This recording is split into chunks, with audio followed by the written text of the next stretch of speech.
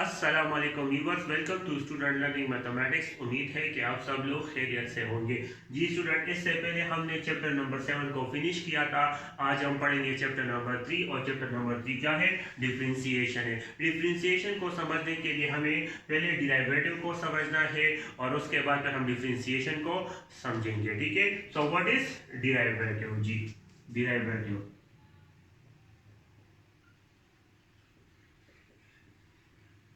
जी, तो डिराइवेटिव को स्टार्ट करते हैं। What is derivative? So the rate of change, the rate of change with respect to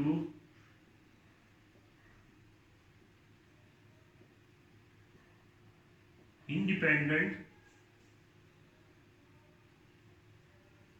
variable is called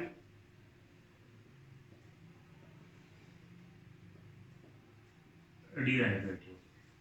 ठीक है, the rate of change, जितनी भी चेंज आती है with respect to independent variable, independent variable की वजह से किसी चीज में जितना भी चेंज आता है उसको हम क्या कहते हैं? डेरिवेटिव कहते हैं। अब मैं फॉर एग्जांपल आपको एक एग्जांपल के थ्रू समझाता हूं कि अगर आप अपने आप को देखें कि आप में कितने चेंज आई है। पहले आप 1 में पढ़ते थे, फिर 2 में, फिर 3 में, फिर 4 में, फिर 5 में, फिर 6 में, और अभी आप सेकेंड ईयर में पढ़ रहे हो। तो मतलब क्या है कि यहाँ पर हमारे साथ जितनी भी चेंज आई है वो टाइम टू टाइम, ऐसा नहीं कि टाइम के बगैर आया हो। तो फिर यहाँ पर ये जो टाइम है ये क्या है? इंडिपेंडेंट वेरिएबल है, और उस टाइम की वजह से आप में क्या आया है? चेंज आया है। तो उसको हम फिर क्या कहते हैं? डेरिवेटिव के।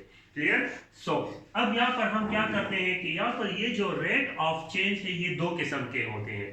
ठीक है, एक होता है एवरेज रेट ऑफ चेंज और दूसरा होता है इंस्टेंटेनियस रेट ऑफ चेंज। तो यहाँ पर हम क्या करेंगे? Rate of change, rate of change is of two types. ठीक है, फर्स्ट नंबर 1, जी, जो है वो है average rate of change, average rate of change. Number second, instantaneous rate of change. ठीक है, सो अब हम यहाँ पर इन दोनों को हम क्या करेंगे? थ्रू ग्राफ में आपको समझाऊंगा कि what is average rate of change and what is instantaneous rate of change. ठीक है, तो पहले हम पढ़ेंगे एवरेज रेट ऑफ चेंज के what is average rate of change. So number 1, average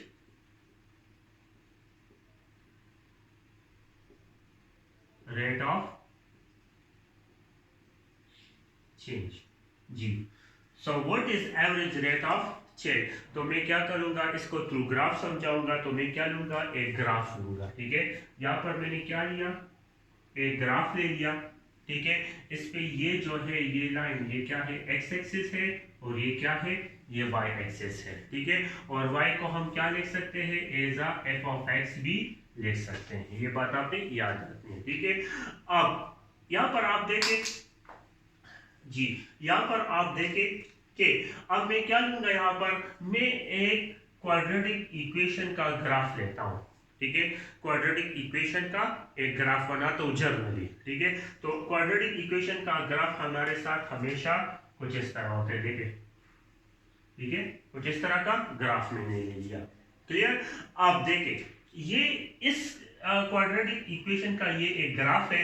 अब मैंने क्या करना है? इस ग्राफ में चेंज लाना है। इस क्वाड्रेटिक इक्वेशन में एक चेंज लाना है। क्या है? Rate of change. इसमें रेट ऑफ चेंज लाना।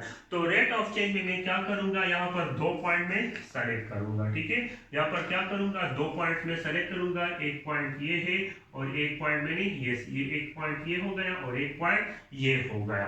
ठीक है, अब ये पॉइंट जो है ये क्या? This is point A and this is point B, ठीक है, ये पॉइंट बी बन गया है। क्लियर यहाँ तक? आप देखें यहाँ पर ये जो पॉइंट ये क्या है, ये जीरो है, ठीक है। जीरो से जो ए तक का जो डिस्टेंस देखे, जीरो से ए तक, ठीक है, वो क्या है, वो आप ले ले, सॉरी वो क्या है, इसको आप ले ले एक्स ले ले, ठीक है। यानी ये क्या है, यानी जीरो से ए तक जो है वो एक्स है। फिर इस पॉइंट से लेकर ये पॉइंट जो है ए और बी, ये क्या है, ये इस क्वाड्रेटिक इक्वेशन का जो ग्राफ है उसमें चेंज आया। तो चेंज को फिर हम कैसे लिखेंगे, यहाँ पर हम क्या लिख लेंगे, डेल एक्स, और डेल एक्स क्या होता है, यानी इस ग्राफ में चेंज आया है, ठीक है। यानी इस ग्राफ में मैंने ये दो पॉइंट सेलेक्ट किए और ये दो पॉइंट क्या है, इस क्वाड्रेटिक इक्वेशन का जो ग्राफ है इसमें चेंज है, तो इसको मैंने डेल एक्स ले लिया। क्लियर है? अब यहाँ पर आप देखिए ये जो पॉइंट है ये यहाँ पर बी बनेगा जी, सॉरी ये जो पॉइंट है ये यहाँ पर बी बनेगा जी, यहाँ आप देख सकते हैं। तो देखिए अगर मैं क्या, जीरो से ए तक x है, तो यहाँ पर अगर हम x की जगह f ऑफ x की, यहाँ पर x है तो x की जगह अगर हम x पुट करेंगे तो वही आएगा। तो ये क्या हो जाएगा, f ऑफ x हो जाएगा, ये यहाँ पर क्या हो जाएगा, f ऑफ x ही आएगा। क्लियर है? अब देखिए यहाँ पर, अब इस पॉइंट से लेकर, देखिए इस पॉइंट से लेकर जी, इस पॉइंट से लेकर इस पॉइंट तक का जो, यानी जीरो से लेकर बी तक का जो डिस्टेंस है, ठीक है, यानी जीरो से लेकर बी तक वो क्या होगा, ठीक है। तो आप देखें यानी इसमें ये x भी आएगा और ये डेल x भी आएगा। तो यहाँ पर जीरो से जो बी तक का डिस्टेंस है वो क्या है, x प्लस डेल x है। तो इस x प्लस डेल x को अगर हम x में पुट करेंगे तो क्या आएगा, ये पॉइंट फिर क्या होगा, सॉरी ये जो पॉइंट होगा, ये पॉइंट, ठीक है, ये क्या हो जाएगा, देखिए f होगा, ये f हो जाएगा और x की जगह हमने क्या पुट करना है, x प्लस डेल x, तो ये क्या हो जाएगा, x प्लस डेल x हो जाएगा। क्लियर यहाँ तक? अब हमने क्या करना है, इसका स्लोप मालूम करना है कि इसका स्लोप क्या होगा जी। तो स्लोप का फार्मूला क्या है, नाउ स्लोप, तो स्लोप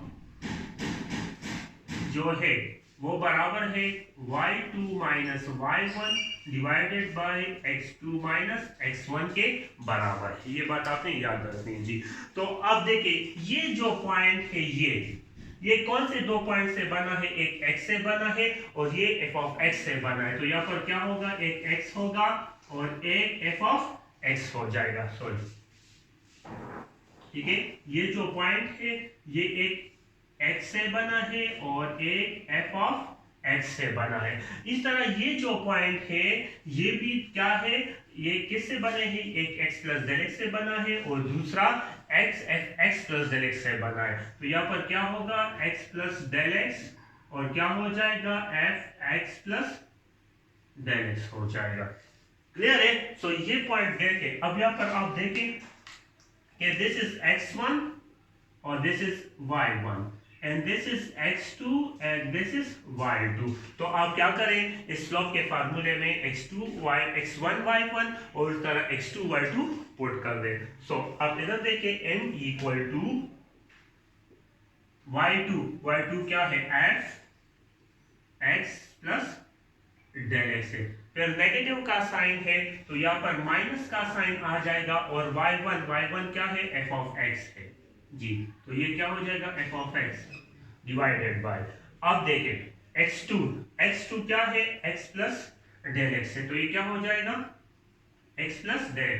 फिर माइनस का साइन है तो यहाँ पर माइनस आ जाएगा और x1 क्या है, x1 यहाँ पर x के बराबर, तो ये दोनों कैंसिल हो जाए। सो m देखिए, अब पहली बात सुने, अब ये जो चेंज आया है, ठीक है, ये बेसिकली देखिए y में चेंज आया है with respect to x change आया। ये बात याद रखें कि हमारे साथ जो इस ग्राफ में चेंज आया है वो y में चेंज आएगा, लेकिन किसकी मदद से आएगा, x की। देखिए जब हमारे साथ रेट ऑफ चेंज आएगा वो इंडिपेंडेंट वेरिएबल की वजह से आएगा। सो x क्या है, ये इंडिपेंडेंट है और y क्या है, ये डिपेंडेंट है। सो हमारे पास जितने भी चेंज आएंगे वो x की वजह से आएंगे, किस में, y में। सो y में चेंज आएगा किसकी मदद से, x की मदद से। सो स्लोप बराबर होगा, देखिए y में चेंज आया है तो चेंज को हम डेल x लिखते हैं, तो del y divided by del x हो जाएगा, ठीक है। और ये क्या आ जाएगा, f x plus del x minus f of x और डिवाइडेड बाय डेल एक्स हो जाएगा। So this is called average rate of change formula, ठीक है। तो ये क्या होगा, ये जो फार्मूला है del y divided m equal to del y divide by del x equal to f x plus del x minus f of x divided by del x, ठीक है। तो ये फार्मूला है basically average rate of change के लिए। जी student, अब हम यहाँ पर पढ़ेंगे instantaneous rate of change, average rate of change तो आप समझ गए होंगे। तो देखिए अब एवरेज रेट ऑफ चेंज के फार्मूले से और ग्राफ हम क्या मालूम, इंस्टेंटेनियस रेट ऑफ चेंज मालूम करेंगे, ठीक है। तो अब आपने ग्राफ को देखना है या इस ग्राफ को आपने देखना है, ठीक है। क्या करेंगे कि इस ग्राफ में हम अब ये ए पॉइंट को फिक्स रखते हैं, इस ए पॉइंट को क्या करता हूं मैं, फिक्स रखता हूं। दिस इज ए पॉइंट, इसको मैंने फिक्स कर लिया, इसको मूव नहीं करना आपने, ठीक है। और इस बी पॉइंट को आपने मूव करना, इस पॉइंट ये पॉइंट फिक्स होगा और इस पॉइंट को आपने मूव करना है, यानी ए के करीब लेकर आना है। तो जितना भी आप इसको ए के यहाँ पर, फॉर एग्जाम्पल आप इसको यहाँ पर लेकर आए, इंतहाई करीब लेकर आए, ठीक है, तब भी चेंज होगा कि नहीं होगा, इस क्वाड्रेटिक इक्वेशन में के ग्राफ पे चेंज होगा।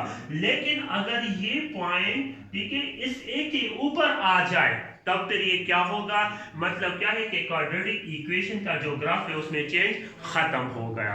क्लियर, दोबारा बताता हूं कि ये ए और आपने ए को फिक्स रखना है और बी पॉइंट को आपने मूव करना है। अगर इस पॉइंट को मैं यहां पर लेकर आऊंगा तब भी चेंज होगा, इस पॉइंट को मैं यहां पर लेकर आऊंगा तब भी चेंज होगा, इस पॉइंट को मैं यहां पर लेकर आऊंगा तब भी चेंज होगा। लेकिन अगर ये बी पॉइंट ए के ऊपर आ जाए तब फिर ये क्या होगा, चेंज नहीं होगा।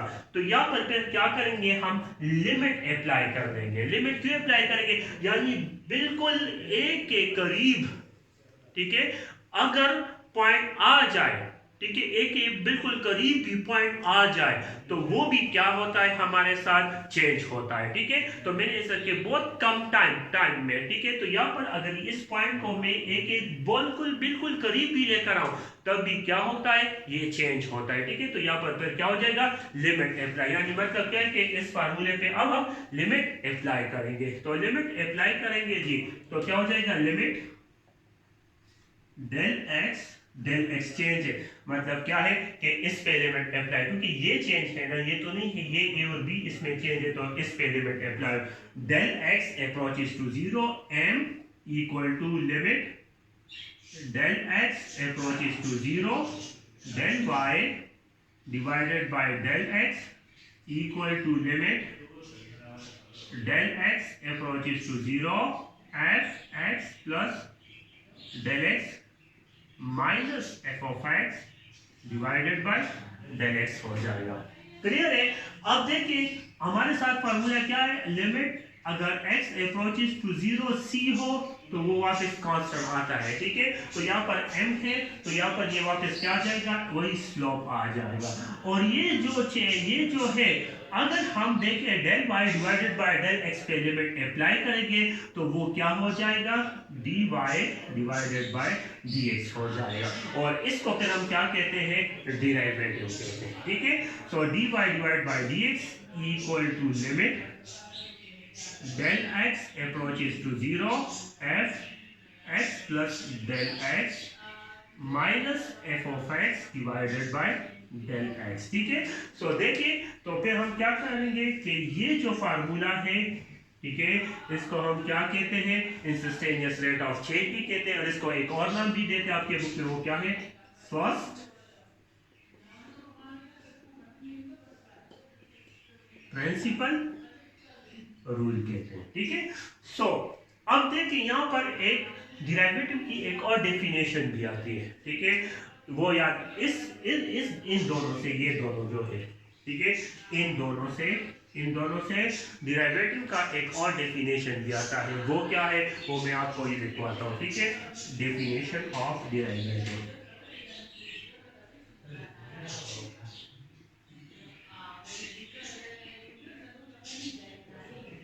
ठीक है। तो डेफिनेशन ऑफ, अब देखें, अगर मैं इन दो पॉइंट्स को मिला लूं, ठीक है, इन दो पॉइंट्स को मैं मिला लूं, ये पॉइंट और ये बी पॉइंट को मैंने मिला लिया, ठीक है। सो देखिए अगर ये इस कर्व के ऊपर आता है, ठीक है, तो इसको मैं क्या कहता हूं, इसको मैं कहता हूं सीकेंट लाइन। इसको क्या कहा जाता है, सीकेंट लाइन। अगर ये कर्व के ऊपर आ जाए ये लाइन और ये कर्व के दो पॉइंट्स को क्या करे, टच करे, तो इसको मैं क्या कहता हूं, सीकेंट लाइन कहता हूं, ठीक है। तो ये लाइन जो होगा ये क्या होगा, this is called secant line, ठीक है। अब देखें अगर हम क्या करें, इस सीकेंट लाइन का स्लोप मालूम करते हैं, क्या किसी सीकेंट लाइन का हम स्लोप मालूम करते हैं, तो उसको मैं क्या कहता हूं, डेरिवेटिव कहता हूं, ठीक है। तो यहां पर क्या है, the slope number 1, the slope of secant line is called